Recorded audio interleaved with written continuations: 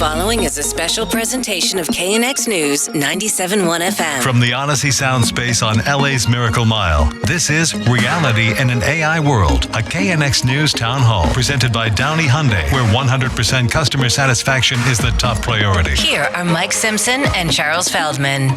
AI, artificial intelligence. I feel like we've heard a thing or two about this over the last few months. No longer the stuff of science fiction, or theory. It is showing up in our lives every single day. And there's a good chance that if you haven't encountered it yet, you are going to soon. Yeah, AI is now being used in hospitals to find signs of stroke and heart disease. And it's also, it's trading stocks more successfully, in fact, than some human traders. And it is now taking your orders at Wendy's when you drive through. And that's just the start. And it is what brings us here today. There's a huge potential in AI to make our lives simpler, easier, and safer. But there are two sides to this coin. Will we wipe out jobs and entire sectors?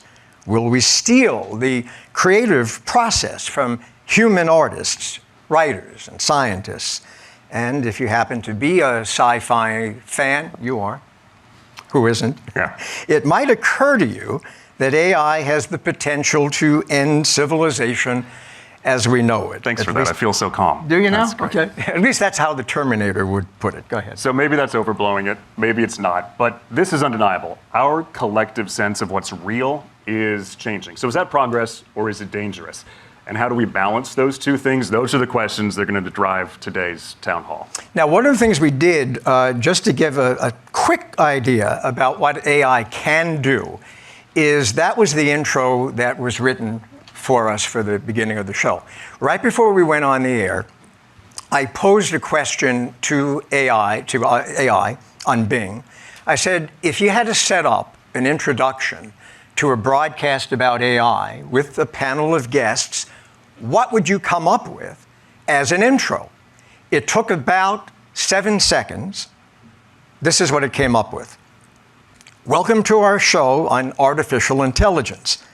Today we have some amazing guests who will share their insights on how AI is transforming the world. We'll explore the latest trends, challenges, and opportunities in AI. So stay tuned and let's get started. 7 seconds. It's not bad. Not bad. It missed out the Terminator thing, though. Yeah, I know. We do have an amazing panel of guests, so let's introduce them now. Justine Bateman is a writer, director, producer, screenwriter, founder of her own production company, Section 5, also happens to hold a computer science degree from UCLA.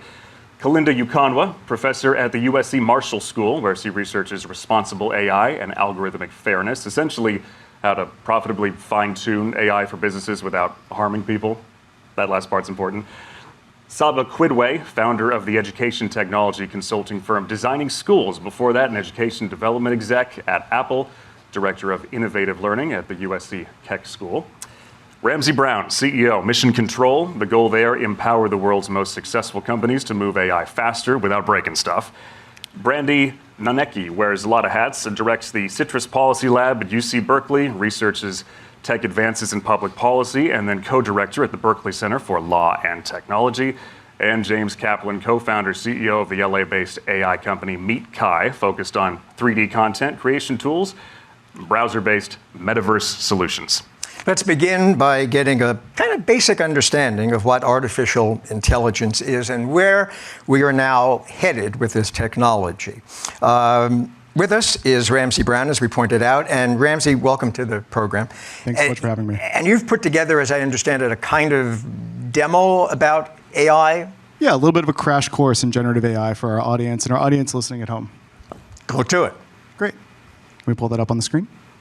So the thing that distinguishes humans from other animals is predominantly our ability to use our intellect well. And we have the gift of these big brains that allow us to do things ranging from thinking about thinking, tool use, emotions, war, science, art, all of these things. And in 1956, some guys sat down and said, what could we do to build machines that might be able to do that as well? That's how old AI is, 1956. And their goal was to figure out how to make machines that could use language, form abstractions, and even improve themselves. And this became the start of our field. Now today, as we stand at the precipice of this, where we see that the types of things humans are capable to do increasingly become that which machines can do, we've got to point out that this wasn't always the case. We've had fits and starts through this in times when it was harder or easier for us to be able to do this. And recently, it's been the advent of cloud computing, things like Amazon Web Services, the fact that your entire life now is made of data from social media, the fact that the chips that we're doing this on are as sophisticated as they are, built for AI, and recent advances in how we build these machines that are more like brains and less like code that find us where we are today. Where you can ask something like ChatGPT to explain quantum theory to a child in the style of Snoop Dogg and get a good answer. Or you might be able to create photos from something like Midjourney that are so realistic you couldn't tell that that was actually a photograph and not a computer-generated image. We have 3 humanoid robotics companies, including Tesla, now in the news for things that look like C-3PO from science fiction. And most of this has to do with the fact that as the price point has fallen on all of these technologies and their sophistication and how hard to use they are has gone down, their capabilities have gone up substantially. So if you're someone who's a knowledge worker, you use a laptop for a living, you work with software for a living, you're in finance, computer programming, lawyers, you're a writer, especially with a writer's strike, you're a strategist, a teacher, an artist, a filmmaker, a designer, an accountant, maybe some of these jobs are sounding familiar. Now AI is part of your workflow, and you need to be competent to do that, because pretty soon it's going to start eating more and more of that discourse and more of our pathways to livelihoods. We look at this, and the way that we play a role in this, admittedly, we make AI safer for everyone because we want to empower people to be able to assemble complex pathways and workflows like they might have learned how to use Microsoft Word or how to use Microsoft Office in the 90s or 10 years ago. We want to make that as easy for people as possible to be able to do so, and safely, such that they're actually able to play quickly and follow some of the rules that are getting set out by things like new laws that are coming into place or some of our basic notions of ethics. And I want to say safe here because that's actually probably one of the most important words and why we're all gathered here to do this. If we need to wonder why this is a conversation, Sam Altman, the CEO behind ChatGPT, was in the Senate testimony on Tuesday this week answering questions to senators about AI safety, acknowledging that there is actually existential risk here. There is labor transformation risk, and companies do need to play a bigger role in standing up against that. Because we can break down the ways that AI goes wrong. It can be unfair. We can't explain how it works. It doesn't align to our values. We aren't honest with people about it. It eats our data privacy rights. But there are things we want out of AI still. For civil society, we want our civil liberties to be preserved. Businesses want to grow with it, and governments want to ensure justice and tranquility with it. And there's great teams that are working on this, like DARE and the Algorithmic Justice League. Every major government now has regulations on the books or getting written about AI. And for businesses who are still scratching their heads, there's platforms and tools that they can use to go figure out how to help make this transition as easy as possible by getting the right ideas, tools, and community together. Because we do live now in an age where this is taking off. We can't keep pretending we're stuck in 1999 and this isn't happening. We do live in an age of accelerating change. This is what my team tends to think about, and this has been your 3 minutes and 40-second crash course in generative AI and how we got to today. Okay. Thank you. Good demo. Let me start off, Ramsay, by asking you this, and it has to do with the speed of this development. Today, Meta announced that it was making its artificial intelligence algorithms available for all. Open source. Open source, right, as opposed to Google and closed source. Closed source, right. Secret, right. And the reason they gave was that they wanted to speed the development of this, while the other companies have said, wait a minute, maybe we need to slow things down. Maybe we need to evaluate what it is that all the repercussions are. You ticked off some of them there. Where do you come down on that? Are we moving too fast? Should we slow down? Yes, we can't stop it. But what about the speed of it? The speed of it's probably something that you'd have an easier time dismantling global capitalism writ large than actually slowing this thing down whatsoever. It appears to be on a complete autopilot of its own because of the incentive structures we've put into it. As companies find ways, as private equity finds a way to give money to venture capital, finds a way to give money to startups, finds ways to turn that into compute, this whole process has become auto-generative because it's a really great ROI. So there's almost nothing we can do to slow down the thing. The question becomes, how do we put on the necessary safeguards to make sure that communities and governments and individual people don't get hurt along the process for this? And when Meta looks at this and says we need to speed this up, the advocates of people saying speed it up say that all of the things you listed at the top, curing cancer, being able to ameliorate some of the effects of climate catastrophe, being able to improve the quality of lives of billions of people, all of those are on the table. There's a good chance we do get to live in a world that's defined in a very post-scarce kind of way of finally having enough for everyone because the price point of human knowledge and the generation of human knowledge bottoms out to the cost of electricity. That's a world worth wanting. The question is, and this is the big debate, in trying to achieve that, do we run the risk of burning it all to the ground? And that's the fundamental nature of the discourse. And there's no textbook you can go look it up in. It's still fundamentally a problem. You very Oppenheimer kind of way. You only get to push the button once, and maybe it kills everybody, but maybe it works. So we don't know yet. The word trust was in your PowerPoint there. And yeah. I'd like to just jump in on, just so people can understand like the basic structure of AI. It's more complex than what I'm going to say, but basically... By the way, I'm just under, this is Justine Bateman. Yeah, this is Justine Bateman. Yeah. I forgot it was radio. So you're feeding in a lot of information, and then you give this algorithm a task, and then it spits out a result based on all the information that you've given it. So the problem with that is a lot of the information you're giving it, most of the information you're giving it, is work that humans have done. Say, for example, screenwriters. You can feed this algorithm in all the scripts you can find, and then ask it to write a script about, a rom-com about pandas or whatever you want, and it'll spit it out. That's replacing the writers with their own work. Do you understand what I mean? They're taking all their work. It's like you have a bunch of cars. You're going to take all those cars, steal them, put them in a chop shop, cut them up into little pieces, and make infinite new cars out of them. New car. It's not a new car. And then what's going to happen for the society? You're never going to get anything new. Haven't you noticed in the last 20 years, like there's been very few new music genres, new film genres, pop culture for this generation is my pop culture. And I'm 57 years old. So I'm curious about this, if anyone can answer it. Where is it now in what it can do in terms of grabbing all that and producing something, and then where's the worry of where it could be? Does it produce a lot of junk that you guys would have to fix up those scripts, or is it at the level of like direct-to-streaming action movies? Listen, tech is supposed to solve a problem. In the arts, at least, there's no problem in the arts. We're good. We have plenty of writers. We have plenty of actors. In fact, we have so many writers and so many actors and so many directors and so many producers that there's just not enough work for them all. It's hard to get projects made. People work for years to get certain projects made. So that's not a problem that AI needed to come in and solve. AI in the arts solves two problems: lack of skill and talent, and profit margins that aren't quite wide enough. It's powered in the arts by greed. James, let me ask you. Justine said that AI can't, and I want to make sure I got you right, can't really come up with anything new. And she was talking about in the writing universe that it can't really be innovative or really creative. No, it can't. Okay. It's a computer program. Right. Do you agree with that?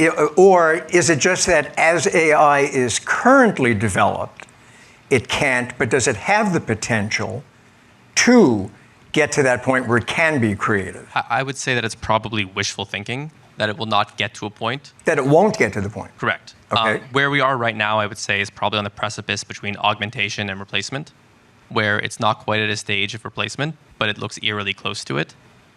It's at a stage still where it's largely on the augmentation side. I mean, towards Ramsay's point about Meta releasing their models, I think the one thing I would say is that if these models just exist in the hands of a few very large companies, then it kind of removes the possibility for these models to ever exist as like an individual augmentation.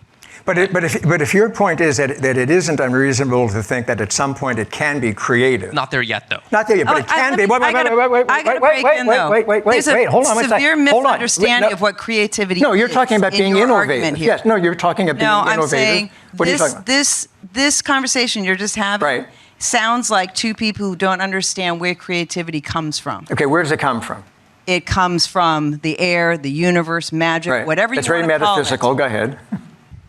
Yeah. It is. Which is why it's very puzzling to many people how anyone even comes up with these things? How did Jackson Pollock even come up with the absolute destruction of form? Right, but he's saying that it's possible that AI can do that at some point in the future. It's not possible. And for that Which is your reason, point. I'd like to like that. reframe because I Sure. think how we frame questions is so important. I think, And that's Saba, by the way. Yes, Yeah. this is Saba. I think the better question to be asking is where are we now as humans and where do we want to be as humans instead of putting so much power and control into a technology.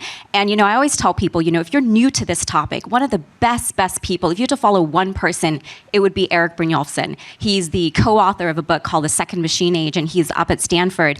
And he has an incredible line at the end of his book, in The Second Machine Age, that says, technology is not destiny, we shape our destiny. And I think for so long, I'm from the education space, but we have created a generation of people who are programmed to act like machines. And so, yes, now we are in a situation where we have to think about our own skills and our own creativity. But to your point, that human creativity, these serendipitous moments and interactions that we have with our world are these human spark that a lot of times will allow AI to produce what it does. It doesn't produce what it does automatically on its own. It does need that human touch. And so I just want to say, instead of giving so much power and authority and control to a machine, the better question we really should be asking is who do we want to be as human beings moving forward in this world? I'd like Right, to so- comment so- on this, please, if I could. Hi, I'm Brandie Nonnecke.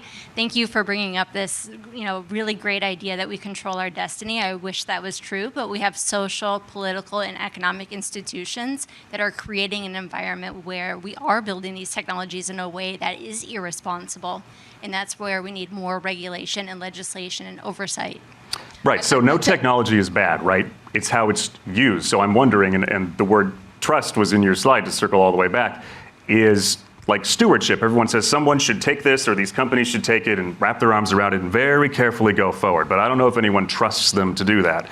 And a couple of different levels. Number one, if you can make money off of this, everyone's going to compete with each other and want to be the first and the fastest. And number two, do I really trust the government to jump in and write these rules fast enough when, we've got senators and congressmen up there like, does TikTok have to be on Wi-Fi? I don't know. Right. Are these They the don't people even know to how do to that? regulate social media Right. yet. And that's They been don't around know what forever. social media is. So what do we do with I'd like to add to that because so my name is Kalinda Yukonwell, USC. Part Thank of you, the everyone, for doing issue, the radio. trying to remember, we're on the radio. I'd like to add to that because this is such a fundamentally important thing that we have institutions, we have groups that understand AI, who know how to control AI. The average person on the street does not know how this works. The average person on the street may not even know that there's an AI behind the decision. And so if you don't have that kind of knowledge, how can you even begin to control that destiny, so to speak? Yeah. And that's the one thing that I really worry about. For example, if you go and apply for a loan at a bank, you don't know if a human being denied your loan or an AI denied your No loan. transparency in the And there's no decision. transparency. There's no way to challenge if it was done in an unfair way to rectify that. And If that's you're what just joining, by the way, in case you're just joining us, this is Reality in an AI World on KNX.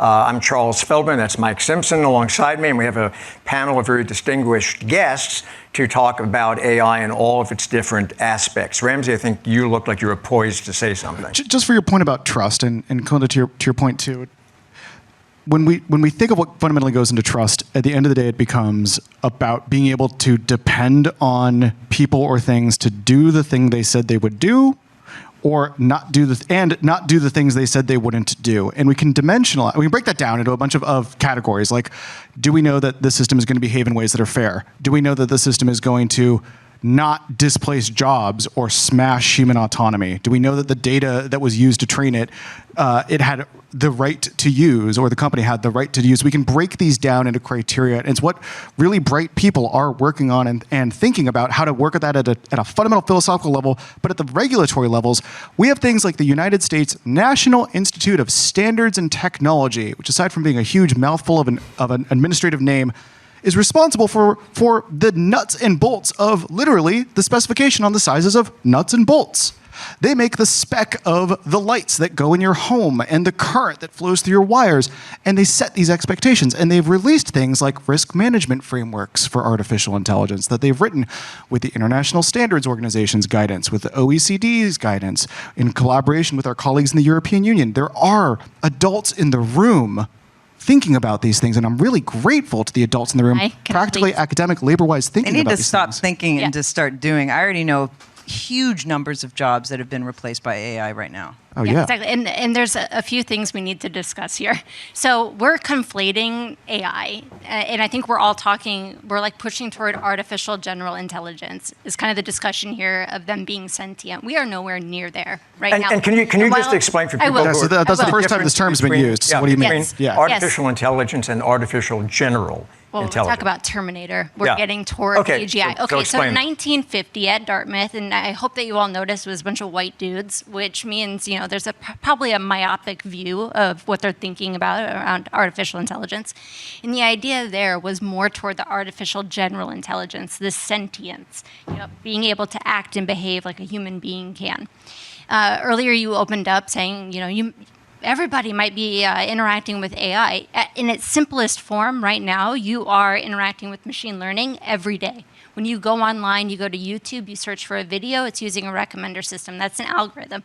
You go on Google, you search for information, another algorithm, a recommender system. It's going to give you those results. Well, it just so happens that sometimes those results are biased, and they reinforce problems in society. So just kind of some level setting that it's here right now, and we need to be concerned about machine learning, and not to say that we shouldn't focus on the Terminator scenario or these sentient beings actually being creative, but we have problems right now that we need to fix.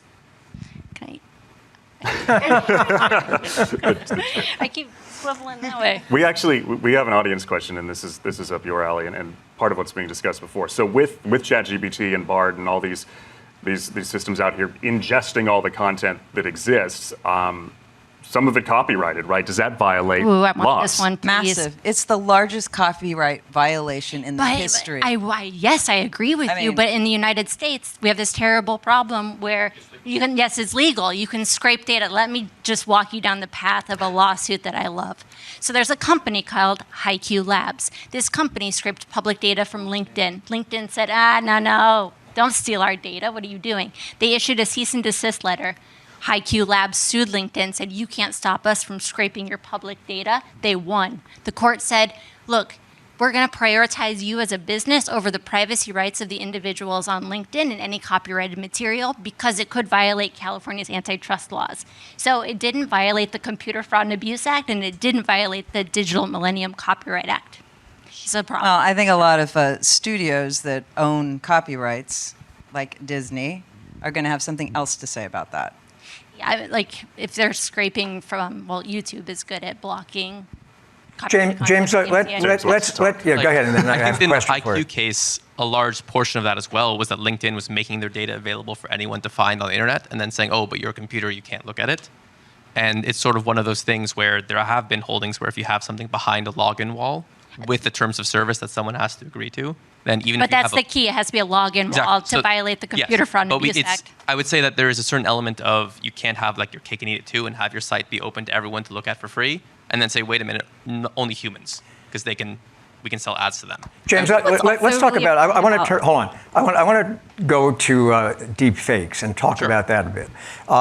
Should there be some sort of regulation, government regulation, about deep fake photos? We'll take photos and video, and is that even possible? Is there a easy way? And when I say easy, from a consumer's point of view, to design a system so that someone can go online and say, that's not actually.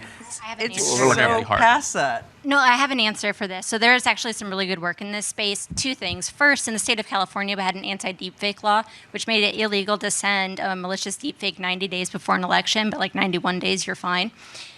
It sunsetted, and it didn't do anything.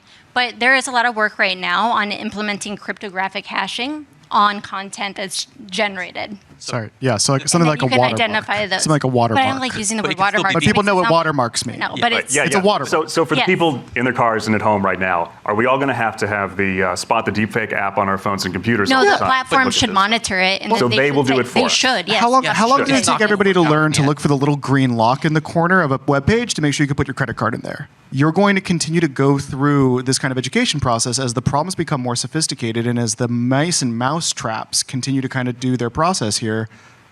build a better mousetrap, And we get trust smarter the mice. spotting Just- software yeah. to keep up with how good And the you're deepfakes going, are. but you're going to have to keep It retraining doesn't the matter rest the of your deepfake. life It's on like how if to it's spot generated things. through Adobe, Adobe will put that cryptographic hash. Yeah, but the on that. question on the table is really whether or not We should regulate it. right, whether there needs to be regulation. I guess- Justine, well, hold on. Justine, you were saying that we're way past it. I think you meant we're way past that we have all these things happening. Yeah, all these things are happening. Right. I mean, I can picture the judicial system not allowing photographic evidence or audio recorded evidence or video evidence. If I was a judge, I wouldn't want to see any of that because it all can be faked so well, so easily, enough to even convince somebody who wasn't even in the situation that maybe they were there. Right. Justine, that actually happened recently, the opposite, where a judge received the complaint from someone that, oh no, that video's a deepfake, you have to throw it out in this case. That happened about a week and a half ago. And maybe it wasn't, right? But no, it wasn't. That was the whole point. Is they're like,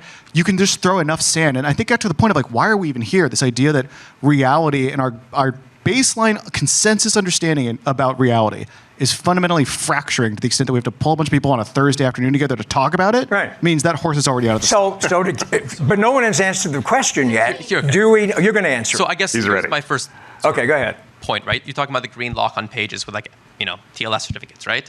Those can be faked, right? People see the green lock and say, oh, but who does it belong to, right? You get a spoof domain. There are also many ways of beating that. We talk about platforms adding cryptographic hashes or YouTube saying, oh, this is a deep fake or not. But then what if someone sends a text message with a video saying, oh, did you see what bias? So everything can be gotten around. Yeah, there's no, Yeah. like, what I'm saying is It's I'm an arms not, race. I'm An not in the arms- regulatory space, right? I'm in the sort of implementation space. Right. And the concern I have is as we talk about regulation, we can try to have regulatory capture such that we say like, oh, Which is why Sam Altman was Yes, he's testifying there. this week. yeah, that's not benevolent. But finish your. Yeah, but it's finish not your thought. benevolence. I would say that the challenge is really a matter of do we try to educate the individuals to better understand how AI is working, or do we try to rely on companies to basically say, oh, only companies will be able to do it? But you're saying, but wait a minute, but you're saying that you were saying it's an arms race, and you were making the point that there's always a way to get around something. So what is the good of educating the public if no matter how you educate them, someone's going to come along and build a better mousetrap? Because you've stopped responding to spam texts because education works at some point. You have And to it let isn't them know. perfect. It isn't. It's a total cultural treadmill, and you're stuck on it for the rest of your life, and it's only getting faster. One of the things we're working on is recently a young woman's mother received a phone call in her daughter's voice about a ransom, synthetic voice, deepfaked voice, mother wired the money. You're about to walk into a world, you are stepping into a world where when you pick up the phone, you don't know if the person you think you're talking to who has their Exactly. voice on the other side of the line is who you think it is. If you think you can regulate that, I'm reminded of the words of Marshall McLuhan that politics doesn't work about this stuff because it's like trying to drive a car by only looking in the rearview mirror. But to your wait a minute, you can't. You have regulations for going through red lights. Yeah. You're not going to stop everyone Right. from going through the red light. Right. That doesn't mean you don't have laws and regulations. But you can making it a watch crime that to do intersection. Yeah. You can watch that intersection. You can put a camera on that intersection. You can't put a camera on what he's talking about. In Or we everything, can audit everywhere, them. forever. So that's But our the camera. bigger We can overarching still thing get that spam. overlies something, like say like a red light, is we That's value solid, by the human way. life. Right. Yeah, we value human life, right? We see murder. Well, murder is not one of our core values that we want our society to abide by. So as a result, we have that. So it's a twofold thing that I think is so important for people to understand right now, is that you can't have it both ways. You can't also want your agency and ownership and freedom and all these things, but also then say, well, how are you going to deal with this problem? What regulation are you going to put into place? Because I'm just the innocent bystander as a citizen who doesn't understand what's happening. And so now I want you as the government to go do that. Because one of the core things, you set up over there in your initial presentation that we need AI to align with our values. I think a bigger question for us to ask is, are we even happy with the core values that guide this country as is? Because these value conversations and these conversations about AI are going to look so different from country to country. A country like Finland, a country like Sweden, they're not panicking about their jobs. Because at the end of the day, that is a country and a society that values people over profit. And so in the United States, we don't have Yeah. those values. And so we have to think about not just education and how we inform people, but also the values that are going to guide those decisions. Because it's also important for people to remember this is not a new problem. Information literacy has been a problem for the last at least 2 decades with social media. And we have not been as proactive. And so when you're not proactive and take agency and ownership over the society you want, the type of values you want to have, you end up in a situation like today where technology proliferates, and now it seems like, oh my God, it's going faster than I'm able to keep up with. Right. So That's if we're as bad at this as we have been to social media, then we're probably in trouble. You're listening to a KNX News Town Hall. It's Reality in an AI World. We've got an expert panel with us. Justine Bateman, writer, director, producer. Kalinda Ukanwa, a professor at USC, the Marshall School of Business. You just heard from Sava Quidway there, education tech, used to work at Apple. Ramsay Brown, CEO, Mission Control. Brandie Nonnecke, lots of different hats, up at UC Berkeley, tech and legal. And James Kaplan is the AI company Meet Kai. I want to talk a little bit from an audience question here. And this is about regulations. This is about helping people. It's about getting things the way they're supposed to be when you lose your job, right? So I'm a writer. I see the writing on my wall for the industry going the way of the dodo bird. Hopefully not. But are there resources being developed to help retrain and re-employ people if this does come and take your job? Retrain them to do what? Great question. Yeah, I'm kind of in that camp too. If you build the general purpose thinking machine, not saying artificial general intelligence, not saying Terminator, not saying sentience, a robustly capable thing that can do all of the different types of knowledge work, and you've got a bunch of people you told, go get the degree, take on the debt, go to college, live in a bad dorm in a bad part of town, move in with 6 of your buddies, try to make it through your 20s and 30s, and suddenly you're looking at this and saying, let me get this straight. No one's hiring a social media manager anymore. You're going to have pitchforks so fast your head spins.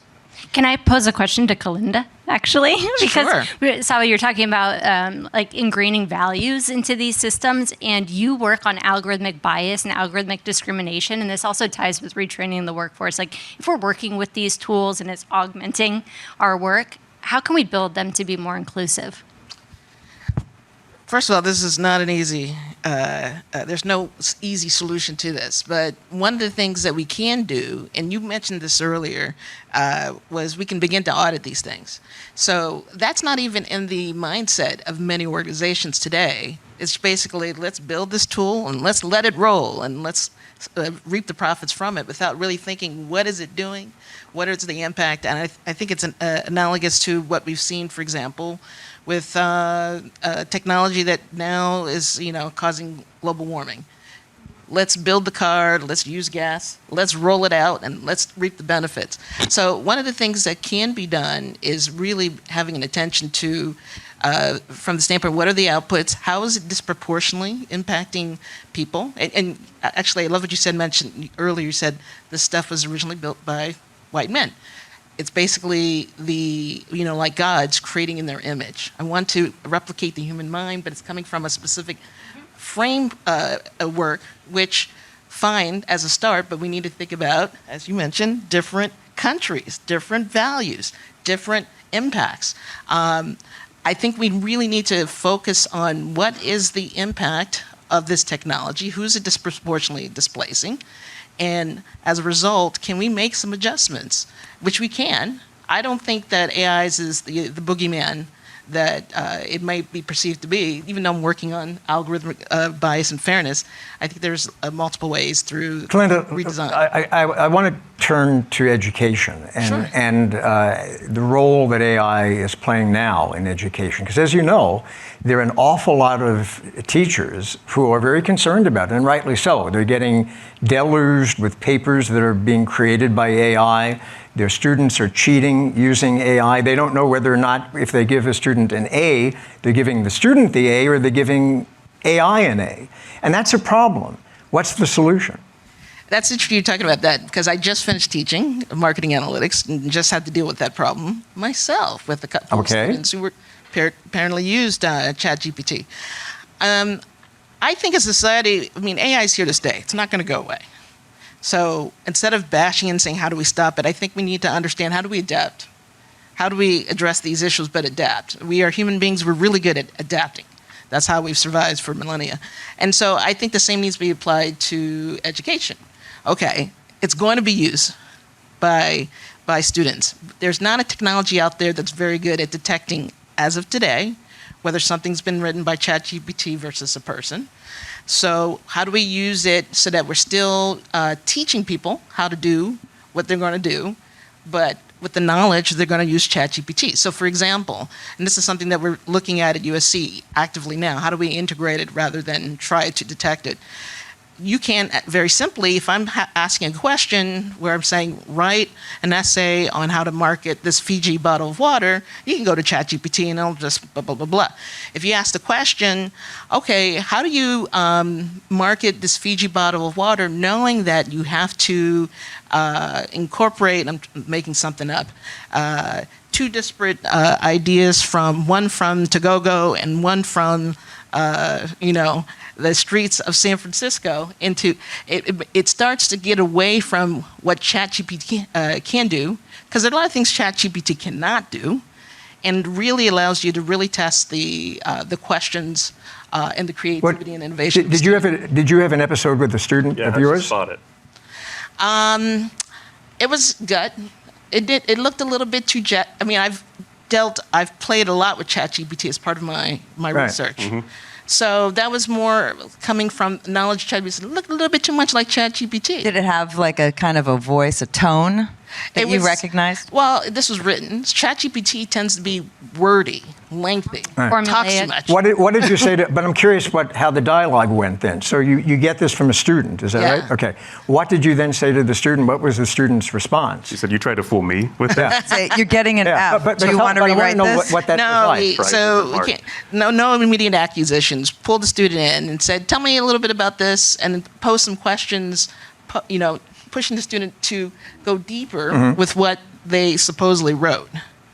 And they weren't able to answer questions. Did they fess up? So then I started asking, do you use ChatGPT? Did you use it to help? Do you have eyebrow goes up. I wrote the outline. Yeah, sure. And eventually there was confession. So Saba, I saw you nodding your head a lot during that. How do we make sure that when all these tools are being developed going forward, that the kids can go past surface level, just prompting it for stuff and going, this is good enough, it's fine? So I will say this technology is a gift to education, because we are so stagnant and we have been in a state where we have not been pushed to change. I mean, even the pandemic did not create the type of change that we hoped for in education. And one of the things that I think, again, I go back to that core thing of like, instead of holding today's students responsible for yesterday's definitions, we need to define new terminology. What does cheating even mean anymore? What is the real value of what we're trying to get at when we think about writing? Because for all these people who say writing teaches critical thinking, we're asking awful questions Aren't you making it too complicated? What does cheating mean? I mean, in its simplest terms, cheating is if somebody is trying to pass off someone else's work or AI's work, right? But there's a really as their own. I mean, it's as simple as that. Right, but there's a really big misunderstanding. So one of the things I would really encourage people to do right now is actually talk with their students about this technology, because there's a lot of assumptions that our adults are making. But when you actually go to the students and ask them, how are you using this technology? They're saying, well, we're starting by asking it a question. I have to write a paper about this. Well, this is the kind of thesis I'm thinking about. And they're having this sort of back and forth dialogue that most educators don't even have the time to have with their students. So most students are not going in and saying, hey, go write my paper for me. They're going in, they're having these interactive dialogues. And that's not to say there's not some that probably are, but there's a really large group of students that are trying to use this technology to also think about their own futures, to think about their own critical thinking, to think about their own creativity. Do you say, is there a difference in your mind between a student using a calculator to aid in whatever math they're doing, or using AI? It's the expectation we have, right? We don't ask students to memorize how to, multiply 9-figure numbers by 9-figure numbers, right? There's some things that we say, this is better suited for the technology, this is better suited for the human. Let's try this one. Like if I use Spark Notes or Cliff Notes, back in the 90s or 2000s, I didn't read the book, right? Right. but I didn't. I used that. I could pass the test maybe because I got the gist of it. Right. But I didn't read the book, so I didn't get as much out of it as reading Right. the book. Saba, you almost got to the core of it. Like, if you go to calculus class, there's like the idea of like, there's the, you can use a calculator test Right. and the no calculator test. That Right. tests different cognitive skills. Right.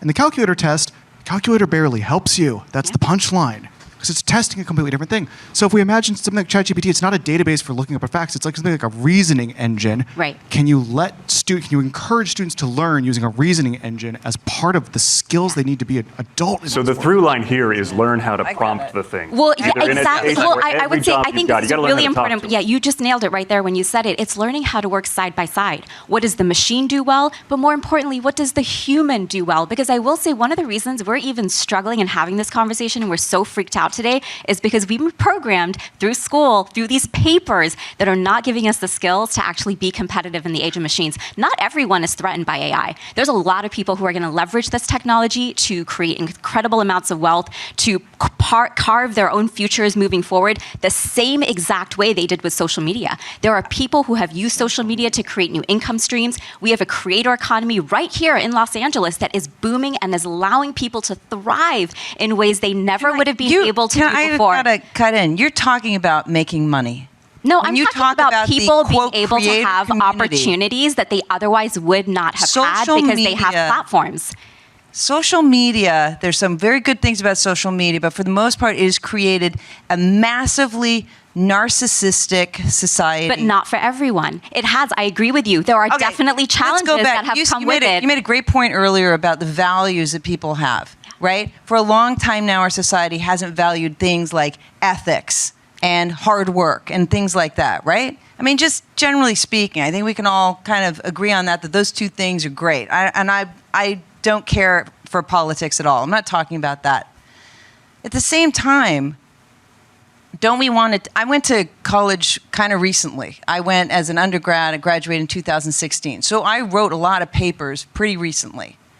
And writing those papers, doing all that research yourself, I mean, I love that, like, I don't have to go to each library across the nation to find all the research I need. I can get it online. And then assembling that paper, I'm telling you, there's something about that. People, there's not enough, there's too much emphasis on get your degree so you can make this money. There's not enough emphasis, I don't think, on actually learning this stuff, because making your, creating new neurons in your mind is... So I agree with you. So people are looking to replace that. Not necessarily. Let me just I gotta interrupt say for a one second. thing. So I gotta say one thing. You'll have It's a binary. second. You will. It's I just want binary. to let our listeners know that we have Saba and Justine who are engaged in this particular conversation. Yeah. And you happen to be listening here on KNX to a reality in an AI world. Go ahead.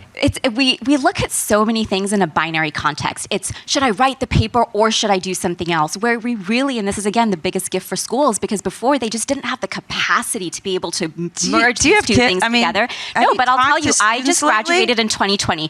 Tell me how many people. I got 2 teenage kids, and there's all kinds of teenagers just using it to write their papers, and they're not learning how to write papers. But I think that's an unfair statement to place on young people who are not sitting here I'm not today, saying fair or unfair. I'm saying it is happening. But there's also a flip I'm not assuming side it. to what's happening, though. There's also many students who are not doing this. It was a great paper written by a student out of Columbia University just the other day who said, adults, you have no idea how we're actually using this, and you should ask us. And he broke down his entire thinking process of how he's engaging back and forth, allowing him to create a higher quality product, allowing him to generate new ideas that he previously may not have been able to do. But here's the point that I want to make, because we're so obsessed with papers.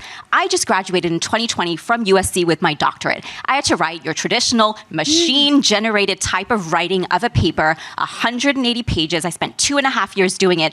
Ask me how many people are going to go out and read that 180-page paper. But not for you. Not even your advisor. Let me finish. Today's technology and today's platforms also allowed me to get together with Seth Godin, Eric Brynjolfsson, Devin Vadichka, Duncan Wardle, incredible names who were authors that used to just sit on my bookshelf. And I turned that dissertation into a documentary using my MacBook and my iPhone. Okay, very good. That's right, and you didn't use ChatGPT moving on. to do that. Guys, we're moving on to a different topic. We got a good one here. You want to read that first, and then we'll go on to another topic. So Go ahead. this is about how we're all going to be interacting with these things, and sometimes it's not going to go great. some mental health disorders call detachment from reality a symptom. If mankind can't differentiate reality from AI, where do I sign up for the class action lawsuit against whoever gave us all brain damage? That's an audience question. Who wants to take that one? I'll start it, at least I'll kick it off. This is a legitimate thing that we have to think about, is if the cost of synthesizing on-demand personalized reality for each and every person, if you think about, just imagine what you're experiencing right now on Instagram with ad targeting, but then the ad was only ever made for you to see it exactly once, and that cost them exactly nothing to do. We have become fundamentally unmoored from consensus reality. The way we talk about this internally is that consensus reality and the definition of there being just one version of what's going on died with Walter Cronkite. Like, we are so far down the rabbit hole already of there being an infinite fractal landscape of individual pathways and identities through this, that if that becomes unmooring for a lot of folks, this question's actually quite apropos. Well, think how easy it this is a real problem. We anthropomorphize everything, right? So as soon as it gets mastery of language and I start talking to the thing, oh, it's real to me. Yeah, right? And you can't help that. That's not, there's no like top-down cognitive process you will engage in where you will not start developing that emotional attachment, or at the back of your mind, that little itch of, am I really seeing this? Am I really thinking this? Am I really hearing this? And that's going to be a real class of symptoms people have. Oh boy, there's going to be a lot of old people who are dead, conversations with people who are dead. Yeah. You think? Yeah. For sure. Snoop Dogg is going to live forever. At this point, there's enough Snoop Dogg data that we have infinite Snoop Dogg synthesis in front And of he us. can explain But quantum theory parents- to us like If I- earlier. Brandie, I could- last thought on this topic. Yeah, We'll move on. Go ahead. About this concept of a shared reality, for all of us, we create our own realities within the, situational awareness of where we live in society. And this is not just a problem because of AI. Look at politics. Our politicians are purposefully polarizing voters, creating their own separate realities of what, the legitimacy of the election.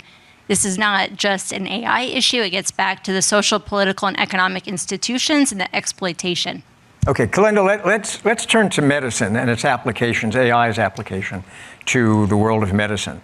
We had a situation that came up, a scenario on a show I was doing earlier, where someone said, suppose we get to the point where a patient gets a diagnosis from a doctor, but the insurance company says, but we ran it through AI, and our AI algorithms say you don't need the treatment that the doctor told you you need, so we're not going to pay you on your claim because we're going by AI. It's canvassed tens of thousands of medical journals in a matter of seconds, and it disagrees with your physician. We are going with AI. Possible? Already happened. Okay. Already happening now. Okay. I forgot my mic. That's all right. So let me use an example. There's a wonderful paper by Obermeyer et al. Hey, 2009. Berkeley. That's right. In Science that looked at how algorithmic bias in medical algorithms led to disproportionate provision of care for black patients versus white patients. Right. And related to that, you have this software and this used in hospital context that determines should this patient get more medical care based on prior, sickness. Now, there was this gap between patients that were equally sick. I think it was a kidney disease in this thing, but the algorithm says, hey, these black patients are not sick, and so. Of course, you can imagine from an insurance standpoint, insurance is going to deny payment for care for these people. We see this again and again. There was another case where a man who was objectively seen as sick by his physician, she fought and fought and fought to get him additional care. He happened to be black, who was constantly denied because the algorithm and the standards input into the algorithm, because there's always people behind it, said for black patients, you have to cross this threshold. For white patients, you have to cross a different threshold. He crossed the threshold for white patients, but not for black patients.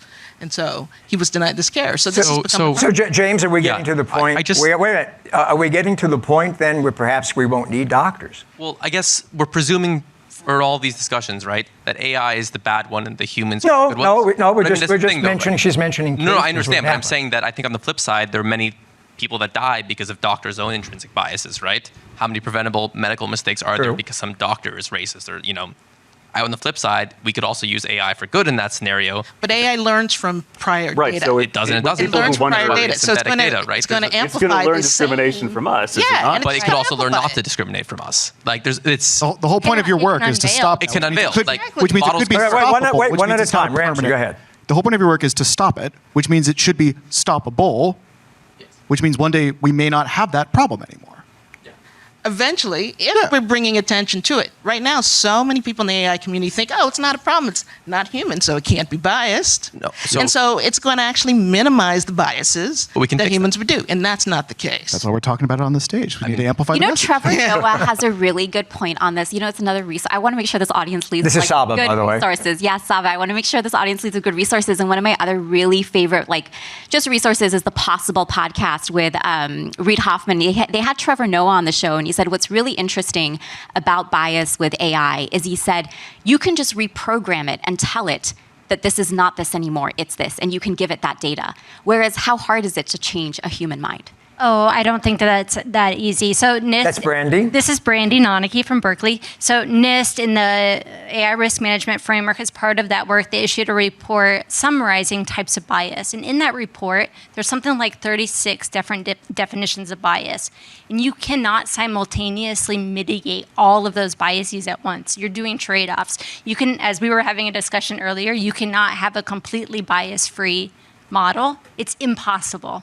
So it's more about managing bias and being transparent about the types of biases that you're going to manage. Right. To James' initial point, That's Ramsay? Ramsay here. To James' initial point, the median accuracy of a doctor doing differential diagnosis, where they try to figure out what's wrong with you, is a coin flip. It's literally 50%. The stats on primary care physicians and their ability to meaningfully and accurately diagnose you is functionally random. And if you can beat a coin flip on diagnosis, you are delivering a better standard of care. To your point, if we are capable of, and if our lives are to be meaningfully aligned with good purpose, and you succeed in the work that we need to be amplifying, and we get to the place where we can beat a coin flip on diagnosis and remove the amplification of structural violence along the way, that is a godsend for humanity. Well, Ramsay, by the way, this is again KNX. You're listening to Reality in an AI World. So, by what you're saying, I would take it you would concur that we probably don't need, potentially, physicians. I'm not talking about surgeons that are doing hands-on work, but if you're saying that it's a 50-50 proposition that if you go to an internist, they're going to get your diagnoses right, but you stand a far better chance, close to what? Nothing is 100%. What would you say? No, so I don't think the right framing is, do we need physicians? Well, no, but that's my question. Right. Do we need physicians? Yeah, we need physicians. Why? Absolutely. Because right now, the current state of the art, and for the immediate near future, is not that I can automate away all these decisions. You still need a human in the loop. If you put a gun to my head and say, is that the case in 5 years? The doctor that you're seeing that delivers superior care is doing so in concert with a machine that has fortunately been able to benefit from your work and now has been trained on data that has been filled in as to exacerbate some of the structural inequalities we're seeking to finally be able to overcome with data, and they're able to deliver a superior standard of care. And much farther after that, if you're making predictions about the world more than 5 years ahead, oh man, you've got something else coming. Yep. Okay. So we have like 8 minutes left. Can we talk about remedies? Like, what the hell are we going to do? We've talked about all the problems, but not like, well, okay, what do we do? Well, she raises a good question, and we kind of have touched on some of the potential solutions, and it sounds like in some cases, government regulation, everyone here seems to think that Maybe. that's not going to work. Is that right? There's a difference between regulation and legislation. So we could have regulation. We could have like the Federal Trade Commission say, hey, you building an algorithm that is deceiving people into like binge watching extremist YouTube videos that's deceptive, you should build your recommender system in a way that doesn't manipulate people. And then you can also have legislation for oversight and like these audit mechanisms where in order for you to be able to offer your service in the market, you have to demonstrate that you have done due diligence to manage those risks. But Brandie, at what point would legislation or rules or whatever you want to call it, at what point would it stifle innovation? Oh, I hate that trope. I hate it so much. I'm so happy you said it because, like, think about one of the most innovative sectors is clean energy. It's one of the most regulated sectors. Creativity is sometimes born out of constraint. And I think we're underestimating how widespread. Justine. This is Justine Bateman. I think we're really underestimating. We can talk about all these cases like in this small group here, but I think we're really underestimating how widespread this is and how many people this is going to affect. I think we are going to have a very bad situation because so many people are going to suddenly become unemployed, replaced. You talked about the medical community. So maybe not the doctors right now, but the research assistants. You know, it's going to start at the bottom. Boom, Clerks, boom, boom, the boom. people who are doing And anybody filing. who can cut corners. Sorry, what'd you say? The clerks, the people who are doing filing at the hospital. Exactly. All of them. You're gonna, and we're already seeing it. There's like a company that does audiobooks, and they employ a bunch of voiceover actors, right? Regularly, come in, record the audiobooks. They've all just been fired because he's now the head of the company is subscribing to a service for $20 a month. They can have all these synthetic voices, IA-powered voices. Now, who is he delivering that material to? The company's delivering the material to is going to say, what do I need this guy for? Why don't I subscribe to this $20 a month? And so on and so forth. It's the big fish swallowing the little fish, and then there's a bigger fish, and then there's a bigger fish. We're going to have such a massive problem. And then, like we've been talking about, our sense of reality. You're having conversations with dead people because you recorded their voice, you had their voice sampled, and you have that.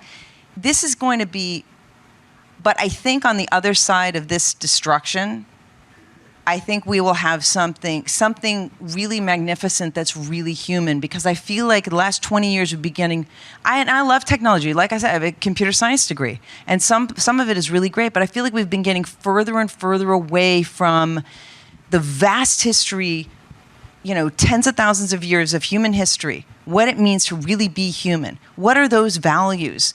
Being there for each other. Like I say, the ethics, the hard work, and et cetera.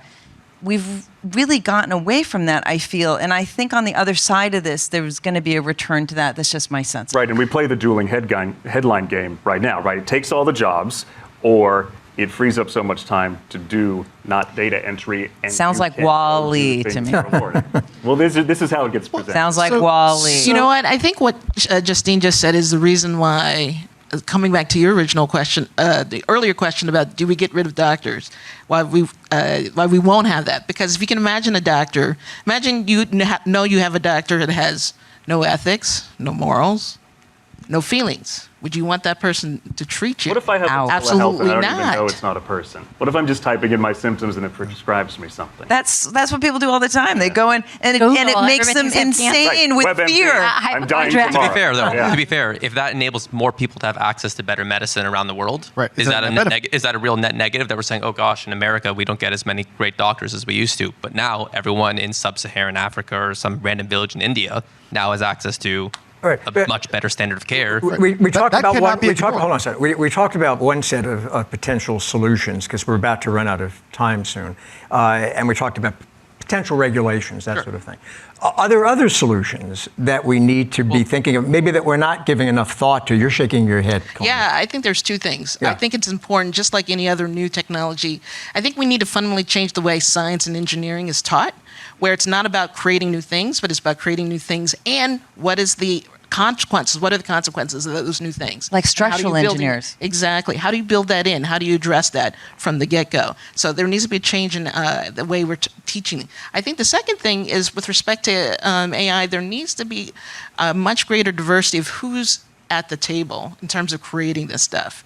Because if you have multiple backgrounds, multiple points of view, multiple occupations who can contribute to the development of that, then we have something that is actually usable for all. Imagine, for example, writers, directors, artists helping to create the AI. Does that now look like? I got to tell you, in that sector, like we just don't need You don't want it. Yeah. It's not. It's like we have a table full of food, and then a food truck shows up. Like we just don't need it.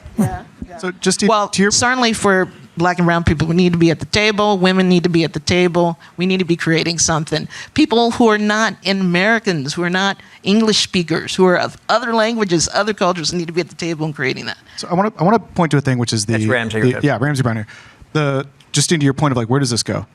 Through the words of Arthur C. Clarke, the author that brings us 2001: A Space Odyssey. I sent that quote earlier. The Wait. What did you say? I said that quote earlier. a different quote.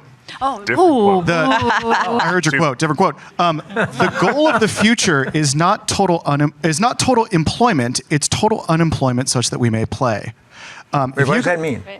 So everyone thinks like the goal of the future is like everybody has a job.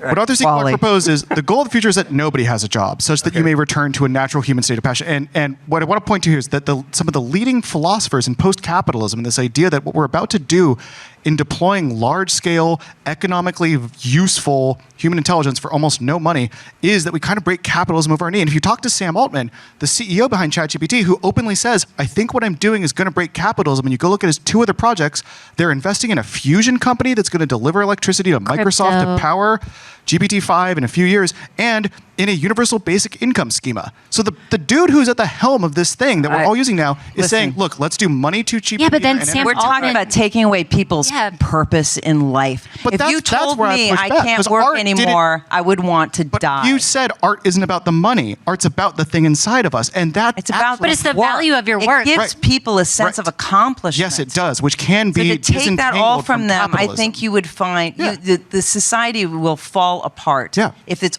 everyone's unemployed, I mean, just take a look at the 1930s. Yeah, and which we had massive for them. But we had massive social programs that came out of that built the contemporary social safety net that Reagan everybody back dismantled. to work. Yeah, and they found a way. So massive unemployment should never be the goal of our society. I don't care what's causing it. A depression. Walk through LA right now. Yeah. The problem with massive unemployment is that you have no social safety net. Whoever wants to raise their hand. Last quick Can I just thought, say, I very think what fast. you Go guys ahead. did Go here, ahead. what you're doing here today is the one thing I think every single organization, every single local community should be doing.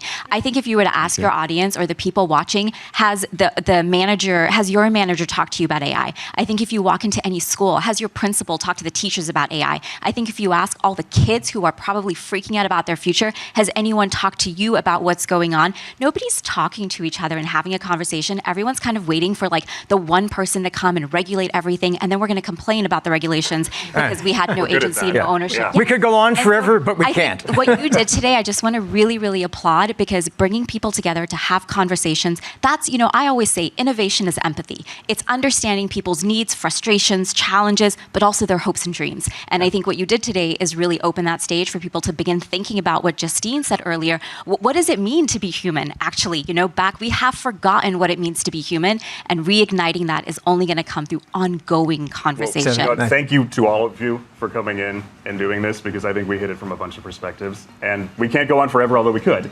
The AI at the beginning should stay tuned. So that's what we're going to have to do. And for all of our listeners, thank you for listening. For our audience, thank you for coming. And for all of our guests, thank you for taking part in this very important discussion. For Mike Simpson, I'm Charles Feldman. Thank you.